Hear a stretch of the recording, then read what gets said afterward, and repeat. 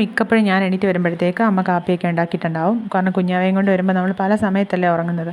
അപ്പോൾ ഇന്ന് വന്നപ്പോഴത്തേക്ക് അമ്മ ബദ്രിക്കുട്ടനെ എല്ലാം പറഞ്ഞു വിട്ട് കഴിഞ്ഞിട്ട് അമ്മ കുറച്ചൊന്ന് ബ്രേക്ക് എടുത്തു. അപ്പോൾ ഞാൻ എന്ത് ചെയ്യുന്നു വെച്ച് കഴിഞ്ഞാൽ അമ്മ രാവിലെ ബദ്രിക്കുട്ടന് ഈ ക്യാരറ്റും ബീട്രൂട്ടും ഒക്കെ ഇട്ടത് ഇഡ്ഡലി ഉണ്ടാക്കി കൊടുത്താൽ വിട്ടത്.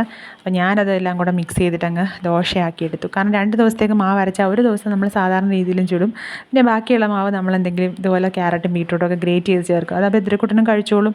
അപ്പം നമ്മുടെ കുഞ്ഞുങ്ങൾക്ക് അത്ര ഹെൽത്തിയാണ്. അപ്പോൾ രാവിലെ പിന്നെ അങ്ങനെ ദോശയൊക്കെ ചുട്ടു. രാവിലെ ബദ്രിക്ക് കൊടുത്തു വിട്ട ചോറിൻ്റെ ചമ്മന്തി ഉണ്ടായിരുന്നു, അതും ദോശയും പിന്നെ മുട്ടയൊക്കെ കഴിച്ചു, പാലുമൊക്കെ കുടിച്ചു.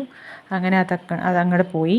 പിന്നെ ഉച്ചയ്ക്കത്തേക്കെന്ന് പറഞ്ഞു കഴിഞ്ഞാൽ ഉരുളക്കിഴങ്ങ് മെഴുക്കുവരട്ടി, ചെറുപയർ തോരൻ, പിന്നെ ചമ്മന്തി, പിന്നെ നമ്മുടെ ബീട്രൂട്ട് നാരങ്ങ അച്ചാർ ഭയങ്കര ഹൈലൈറ്റായിട്ട് പോയിക്കൊണ്ടിരിക്കുകയാണ് ഇപ്പം നമ്മുടെ അച്ചാർ. എല്ലാവർക്കും ഇഷ്ടമായി കേട്ടോ. അപ്പോൾ പിന്നെ ഉരുളക്കിഴങ്ങ് എന്ന് പറഞ്ഞാൽ നമ്മുടെ വീട്ടിലെ നിത്യസന്ദർശകനൊന്നുമല്ല. നമ്മൾ കൂട്ടാൻ വെക്കാൻ ചിലപ്പോൾ പച്ചക്കറിയും സാധനങ്ങളൊന്നും ഇല്ലാത്ത സമയത്ത് മാത്രമേ ഇവനെ നമ്മൾ മെഴുക്കുവരട്ടി ആക്കാറുള്ളൂ. അങ്ങനെ ഉച്ചയ്ക്ക് അതൊക്കെ കൂട്ടി കഴിച്ചു.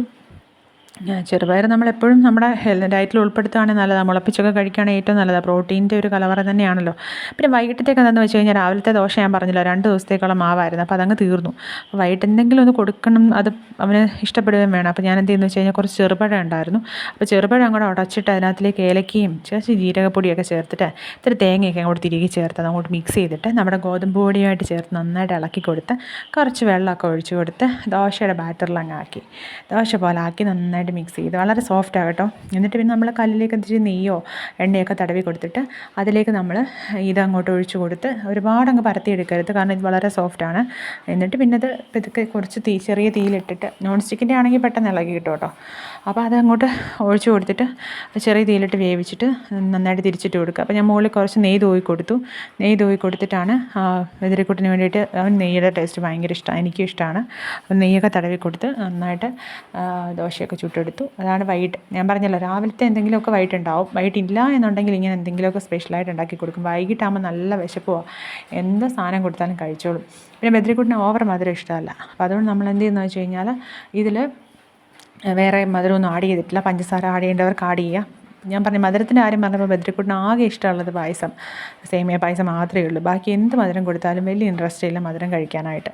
അപ്പോൾ ഇതൊക്കെ വലിയ ഇഷ്ടമാണ് കേട്ടോ. വൈകിട്ട് വരുമ്പോഴേ നല്ല വിശപ്പില്ലായിരിക്കുമല്ലോ ഇങ്ങോട്ട് വരിക. അപ്പോൾ ഇതൊക്കെ അങ്ങോട്ട് പോയിക്കോളും. പിന്നെന്താണെന്ന് വെച്ച് കഴിഞ്ഞാൽ വൈകിട്ട് നമ്മളിപ്പോൾ സ്ഥിരമായിട്ട് വീട്ടിൽ രാവിലെ ഉച്ചയ്ക്കും വൈകിട്ടും എല്ലാം ചോറ് തന്നെയാണ് കഴിക്കാറ്. ചിലപ്പോൾ ചോറ് നമ്മൾ അധികത്തിലില്ലാന്നുണ്ടെങ്കിൽ മാത്രമേ ചപ്പാത്തിയൊക്കെ ഉണ്ടാക്കുകയുള്ളൂ.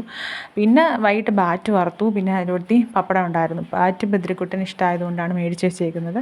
അങ്ങനെ ഇടയ്ക്കൊക്കെ വറുത്ത് കൊടുക്കും, വല്ലപ്പോഴൊക്കെ മേടിക്കുകയുള്ളൂ. അങ്ങനെ സ്ഥിരമായിട്ട് ഇതൊന്നും മേടിച്ച് കൊടുക്കില്ല കേട്ടോ. അങ്ങനെ വൈകിട്ടത്തേടൊക്കെ കഴിഞ്ഞു. പിന്നെ ഭയങ്കര മഴയല്ലേ, എല്ലായിടത്തും കാറ്റും മഴയും നാശനഷ്ടങ്ങളും ഒക്കെയാണ്. അപ്പോൾ എല്ലാവരും ശ്രദ്ധിക്കുക, വെള്ളത്തിലൊക്കെ ഇറങ്ങാതെ കുട്ടികളെയൊക്കെ നോക്കുക. അപ്പോൾ എല്ലാവരും സേഫായിട്ടിരിക്കുക. അപ്പോൾ ഇനി കാണാം കേട്ടോ. ഓക്കേ.